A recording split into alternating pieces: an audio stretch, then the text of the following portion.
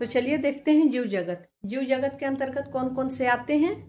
जीव जगत का मैंने एक पूरा स्ट्रक्चर बोर्ड पर बना रखा है आपको इजिली समझ में आने के लिए। कौन कौन से आते हैं जीव जगत में। First Monera, second protista, third पादप, फोर्थ कवक और फिर जंतु। मोनेरा क्या होते हैं, इसके अंतर्गत कौन आता है, तो मोनेरा के अंतर्गत जीवाणु आते हैं, साइनोबैक्टीरिया, आर्कियोबैक्टीरिया। ठीक है। सेकंड है प्रोटिस्टा, ये क्या होते हैं, ये कोशिकीय होते हैं। और मोनेरा क्या होते हैं, बिना कोशिका के होते हैं, यानी मोनेरा में कोई सेल नहीं होता है। प्रोटिस्टा एक कोशिकीय होते हैं। ठीक है। इसके अंतर्गत कौन आता है, प्रोटिस्टा के अंतर्गत प्रोटोजोआ आता है, या सनलाइट में अपना खाना बना लेता है, या स्वपोषी होता है। ठीक है, इतना भी जानना है। नेक्स्ट थर्ड है पादप। पादप को मैंने यहाँ लिखा है इसे बना करके, यहाँ बोर्ड पर जगह नहीं था तो बहुकोशिकीय। पादप क्या होता है, बहुकोशिकीय होता है। या सभी रंगीन पौधे आते हैं इसके अंतर्गत।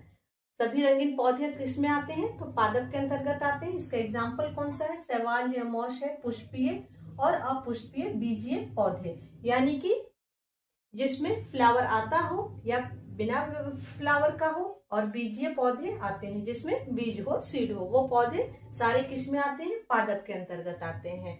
कवक क्या होता है, कवक यूकैरियोटिक होता है, परजीवी होता है, परपोषी जीव होता है, या परजीवी होता है, या मृतपोजी होता है, यानी मृत चीजों में खाने वाले को कवक कहा जाता है। ठीक है, सिंपल वे में समझिए इसको। डिप में हम लोग मृतपोजी को, कवक को आगे पढ़ेंगे डिप में।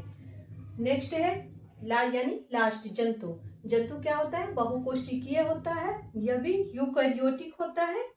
सभी उपभोक्ता जीव जंतु के अंतर्गत शामिल होते हैं, जीव में शामिल होते हैं। मेटोजोआ भी कहा जाता है, यानी जंतु को मेटोजोआ भी कहा जाता है। तो फ्रेंड्स, अभी तक आपने मेरे channel law and GK academy को सब्सक्राइब नहीं किया है तो प्लीज जल्दी से जल्दी मेरे चैनल को लॉ एंड जीके एकेडमी को सब्सक्राइब कर लीजिए। इस चैनल पर मैं बिहार एपी और बिहार जुडिशरी से रिलेटेड सारे टॉपिक को कवर कराती हूँ फ्री ऑफ कॉस्ट।